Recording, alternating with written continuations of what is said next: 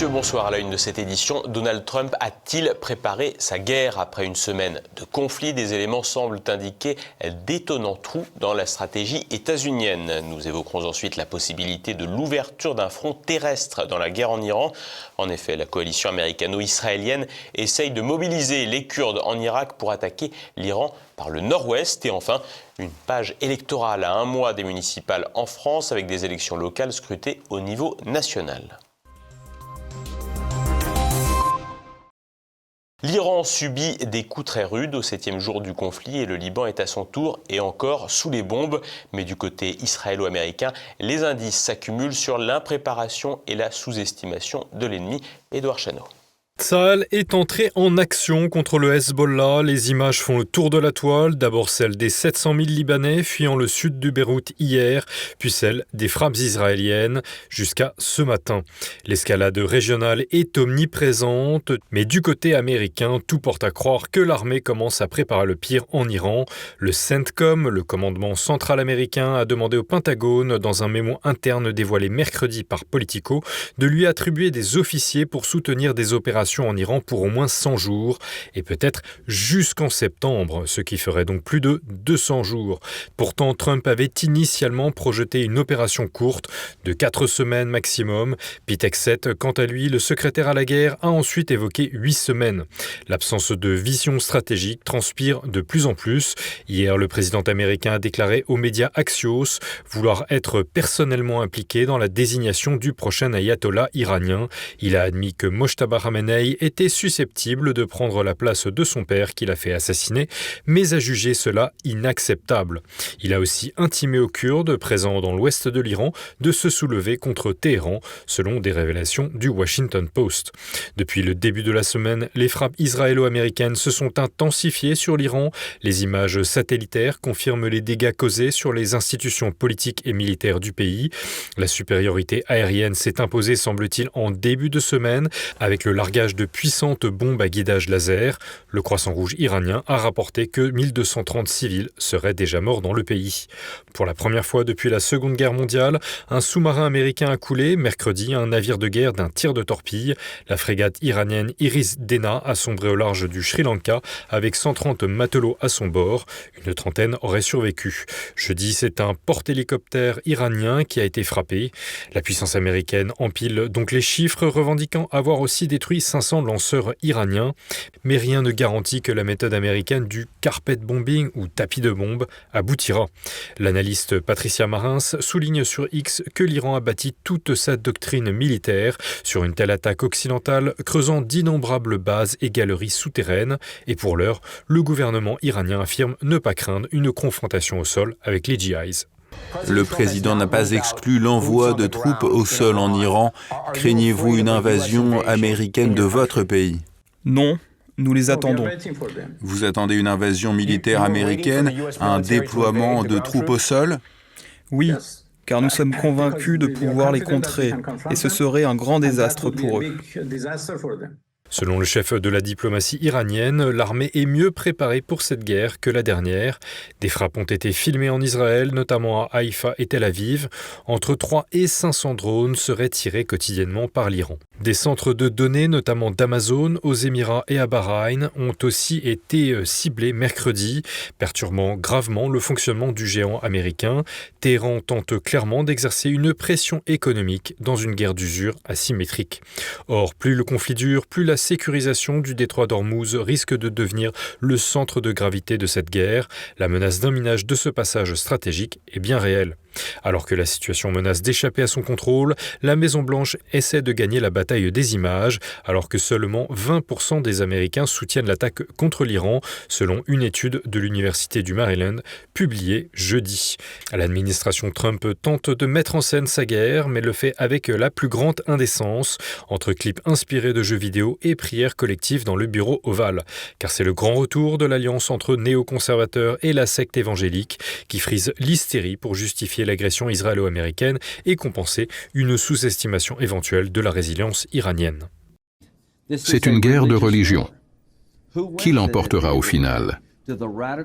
Les terroristes islamistes radicaux qui veulent exterminer tous les juifs parce que Dieu le leur a ordonné, qui veulent tuer les infidèles, qui veulent purifier l'islam, rejeter la modération et convertir tout le monde à l'infidélité, c'est un enjeu majeur. Ce à quoi nous sommes confrontés aujourd'hui déterminera le destin du Moyen-Orient pour les 1000 ans à venir. L'été dernier, lors du conflit de 12 jours, les conservateurs américains pouvaient compter sur Charlie Kirk, mort assassiné bien sûr, pour rappeler certains principes.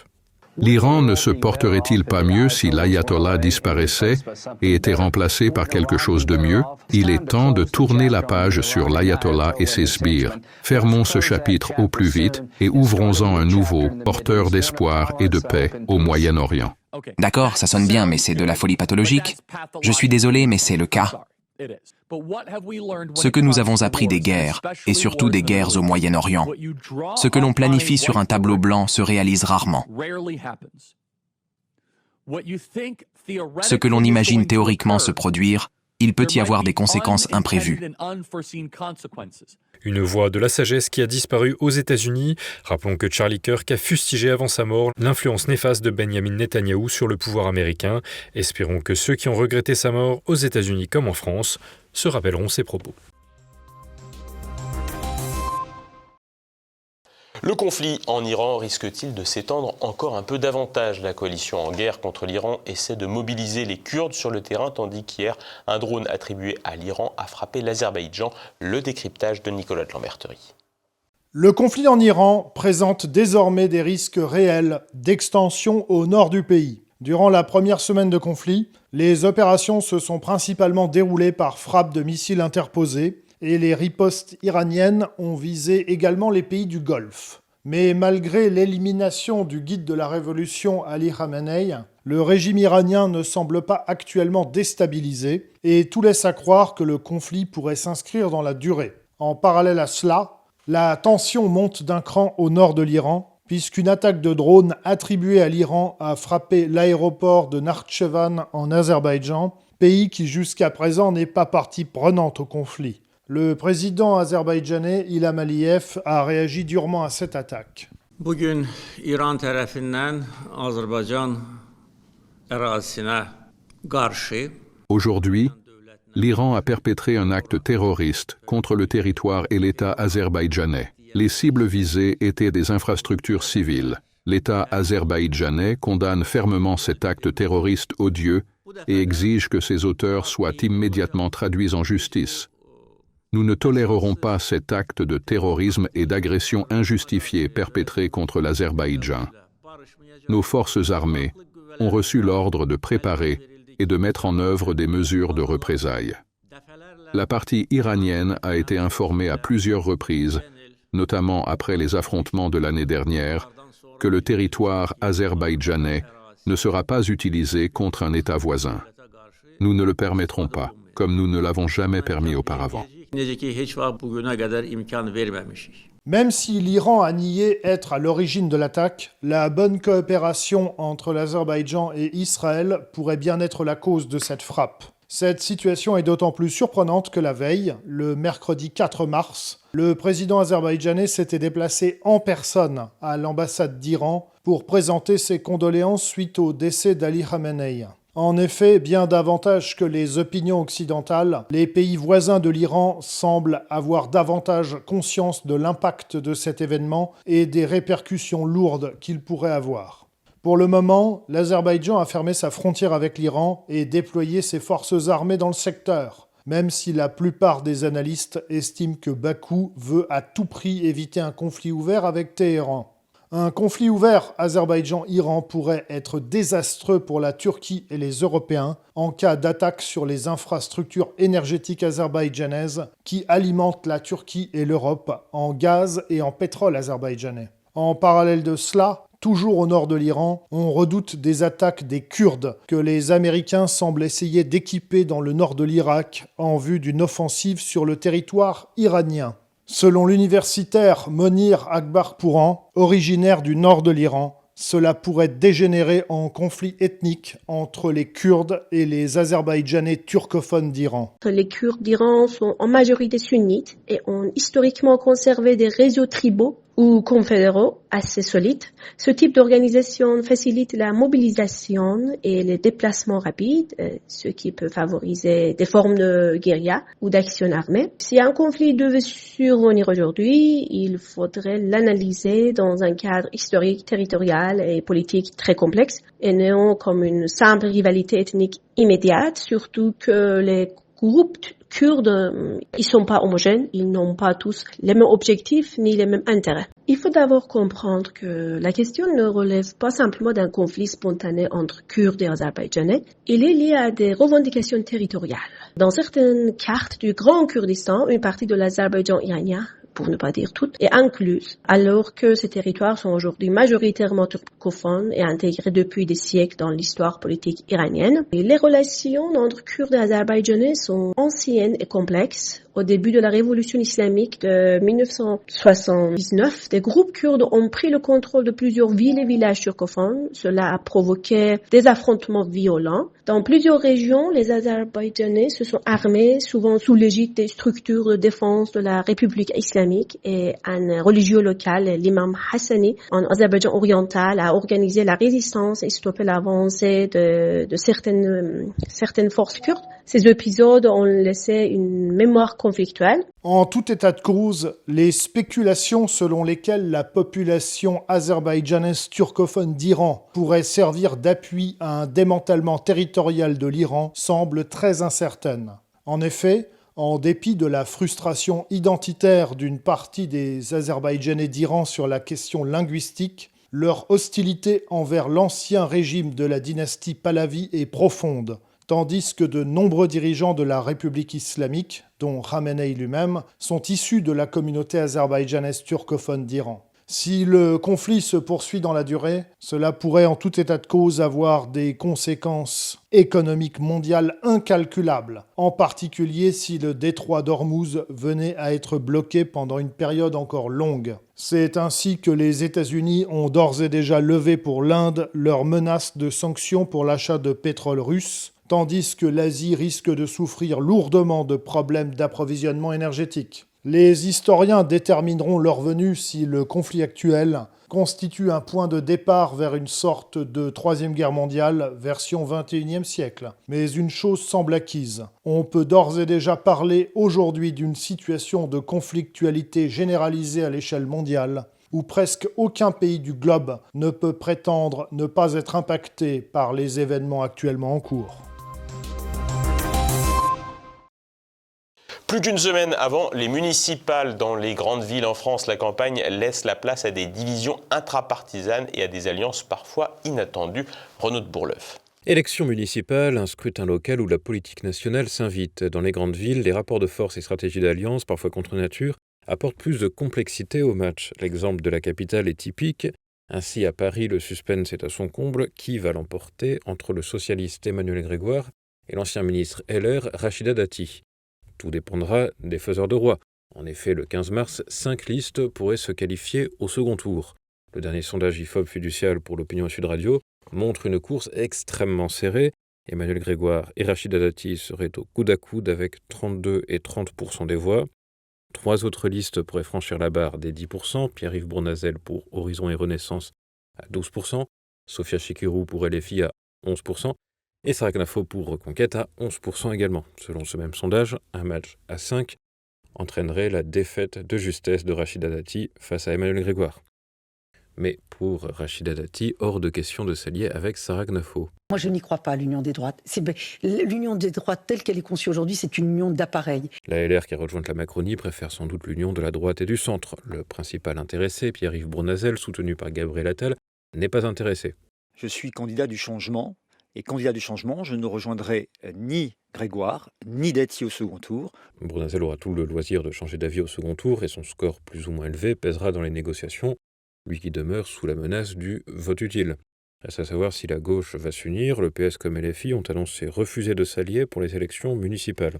Punissez-les sévèrement, partout où vous le pouvez. Montrez-leur que vous n'acceptez pas ce manquement à la parole donnée. Il n'y a pas eu d'alliance au plan national ni au premier tour, il n'y en aura pas davantage au second tour. Du côté des écologistes, on est capable de s'accommoder pour sauver la face, comme à Lyon. La secrétaire nationale des écologistes Marine Tondelier a affirmé lors d'un déplacement à Lyon que des accords de LFI au second tour pourraient se décider au cas par cas. En effet, la vague verte de 2020 pourrait bien virer au vert pâle. Rappelons qu'en 2020, les écologistes ont créé la surprise en remportant plusieurs villes, dont 3 des 10 communes les plus peuplées de France, Lyon, Strasbourg et Bordeaux. Mais dans la capitale des Gaules, les Lyonnais ont été rapidement échaudés par les limitations de vitesse à 30 km/h et l'inaction presque assumée du maire Grégory Doucet face à l'explosion de l'insécurité. Un sondage Elab place Grégory Doucet en 2e position à 29%, très loin derrière Jean-Michel Aulas en tête à 43%. Cet homme d'affaires, ancien propriétaire de l'Olympique lyonnais, se présente comme indépendant, ni de droite ni de gauche, quoique soutenu par LR ainsi que les partis centristes. Un match classe politique contre société civile en quelque sorte. À Bordeaux, autre ville coloriée en vert en 2020, c'est plutôt un clivage local contre national qui semble se dessiner.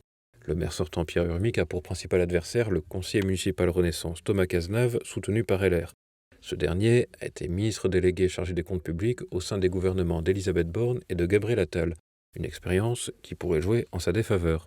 Il me disait, mais vous ne l'aurez pas à Bordeaux. Vous n'êtes pas une ville suffisamment insécure. Il y en a qui vont passer avant vous et vous n'aurez pas cette compagnie de CRS. Et je suis chaque fois rentré Bordeaux. J'aurais aimé à l'époque, M. Cazenave, que vous appuyiez ma demande. Pendant ce temps, du côté de la Méditerranée, ce n'est pas une vague verte, mais plutôt une vaguelette bleu marine qui pourrait se dessiner, alors que selon de nombreux sondages, le Rassemblement national pourrait remporter la ville de Toulon et peut-être de Marseille, même si les chances de l'emporter pour Franck Alizio demeurent limitées. S'agissant de ce dernier scénario, le coordinateur de LFI, Manuel Bompard, a annoncé la couleur. Nous, si on est en tête à gauche, on tendra la main pour rassembler à gauche au 2e tour pour battre la droite et l'extrême droite. Si on n'est pas en tête à gauche, il faudra poser la question dans ce cas-là à celui qui est en tête à gauche. La gauche est habituée à se fragmenter, mais arrive toujours à se rallier lorsque ça l'arrange. La droite, elle, demeure toujours tributaire du barrage républicain, à plus forte raison du fait de son alliance tardive avec les macronistes. Passons à présent à l'actualité en bref en France. La Cour des comptes craint une France Far West. Jeudi, l'institution financière a rendu un rapport intitulé « Le contrôle des armes à usage civil ». Le marché légal des armes en France, avec un volume de l'ordre de 500 000 armes vendues par an, représente un chiffre d'affaires de plus de 600 millions d'euros. Mais la Cour des comptes évoque des insuffisances dans les moyens mis en œuvre par l'État pour contrôler le marché illégal des armes. En effet, à titre d'exemple, Paris, les Bouches-du-Rhône, la Guadeloupe et la Seine-Saint-Denis sont recensés parmi les 10 départements au plus fort taux de criminalité, mais pas parmi les 10 départements enregistrant le plus grand nombre d'armes légalement détenues. Euthanasie pour Curtis, c'est ce que le procureur a requis en sus des 4 ans de prison avec sursis contre Christophe Ellul, 51 ans, jugé à Soissons pour homicide involontaire après la mort de sa compagne Elisa Pilarski en 2019. Cette femme de 29 ans, enceinte de 6 mois, avait été retrouvée sans vie, couverte de morsures canines dans une forêt de laine. Les experts attribuent ces blessures au pitbull Curtis appartenant au couple. Le procureur évoque de la négligence dans l'éducation et la détention du chien, classé en catégorie 1. Le chien est pour l'heure confiné en chenil depuis le drame. Christophe Ellul maintient que Curtis n'est pas responsable, pointant du doigt une possible meute de chiens de chasse. Le verdict est attendu prochainement. Atos est-il en train de remonter la pente ? L'entreprise de services numériques a annoncé vendredi une marge opérationnelle de 4,4%, la meilleure du groupe depuis 5 ans. Le géant informatique avait subi une forte chute de revenus au cours de l'année 2025. Atos a été plombé depuis plusieurs années par les investissements trop lourds initiés par son ancien directeur Thierry Breton, qui a su se retirer au bon moment. Depuis, le groupe a toujours connu des difficultés à se relever. La gestion des QR codes du pass vaccinal n'a pas suffi. L'actualité internationale en bref.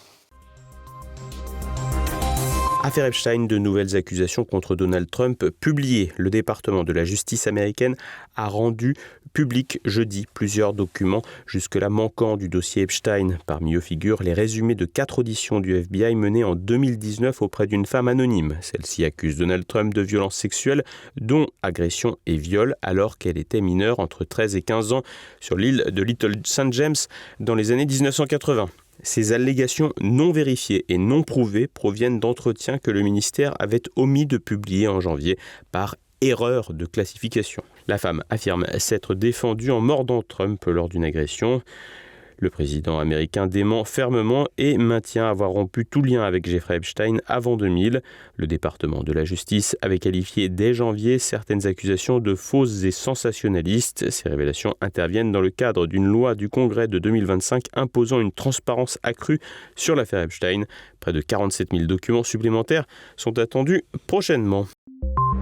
Un premier remaniement de cabinet. Donald Trump a annoncé jeudi sur Truth Social le renvoi de Kristi Noem de son poste de secrétaire à la sécurité intérieure. L'ancien gouverneur du Dakota du Sud, figure du mouvement MAGA, sera remplacé dès le 31 mars par le sénateur républicain de l'Oklahoma, Markwayne Mullin. Cette décision intervient après des semaines de critiques croissantes sur sa gestion musclée de l'immigration et plusieurs controverses. Des décès de citoyens américains lors d'interventions d'agents de l'ICE ont suscité un tollé, Noem ayant défendu la légitime défense malgré des vidéos contradictoires. Parmi les griefs, des expulsions unilatérales vers le Salvador en invoquant une loi de 1798 ou encore des gaffes lors d'auditions au Congrès. Des pressions internes à la Maison-Blanche et au Parti républicain ont précipité son éviction. Le Nigeria, toujours sous haute tension. Une attaque djihadiste a fait au moins 18 morts, dont 7 soldats dans l'état de Borno. Des combattants de Boko Haram ont assailli une base militaire près du village de Ngoché, forçant les troupes à se replier après des échanges de tirs intenses. Ils ont ensuite pillé le village, tuant 11 civils et enlevant une trentaine de personnes, dont des femmes, des enfants, l'imam local et un officier. Cette offensive s'inscrit dans l'insurrection djihadiste qui ravage le nord-est du pays depuis 16 ans.